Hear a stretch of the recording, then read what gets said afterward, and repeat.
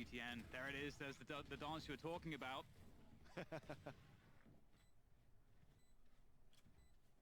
That showstopper is available still as well. Recon the crane. No.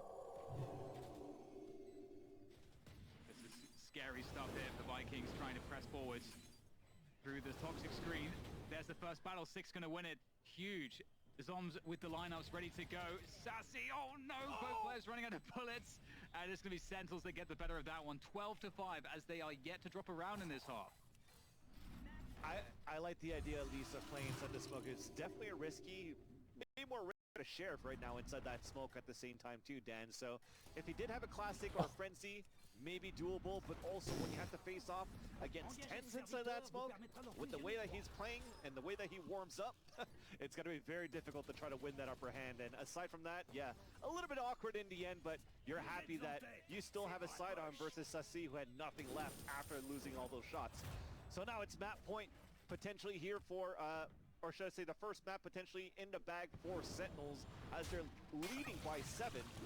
And with Vikings looking still for some sort of solution, is looking to be an early kill actually towards this mid side. Dan off camera, a peek down towards mid, and that surprise to the Zoms.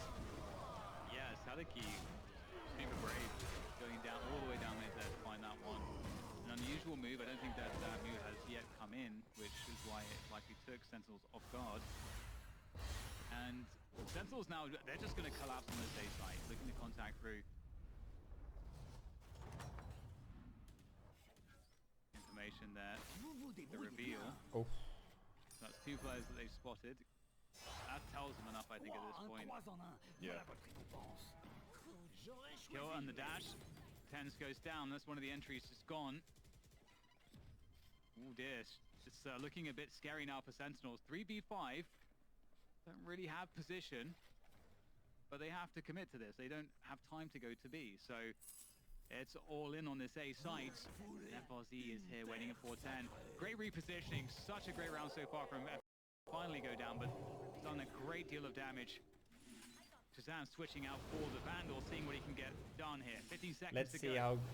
how ballsy is this. Does he press X and go for it? It's No. very difficult, isn't it? Fantastic shot again. Trying to bait out another play. He can actually get a spike plant here. He's on for the clutch. He's gonna go all banked. He's going to hit them closing the distance. He comes out before he gets the spike planted. And the paranoia comes through. Sadiki with the finishing shot onto Shazam.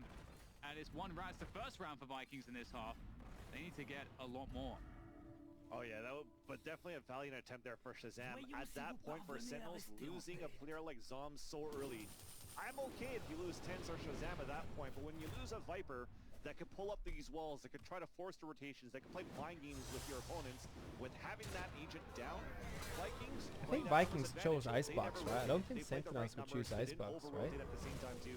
They already had a 3-player stack towards that east side, and the same utility that you see from Killjoy on this mini-map was placed on the same way for Sadak, so they played that perfectly on their end, played that patiently too, but it could have turned it over for how Shazam has been on fire with the knives to start things off and potentially with that clutch. But Vikings, they stay alive. They're trying to hold back this B side as you're fighting for this orb, and Shazam getting the opener, and he's going to say, look, I didn't clutch before, but I'm definitely going to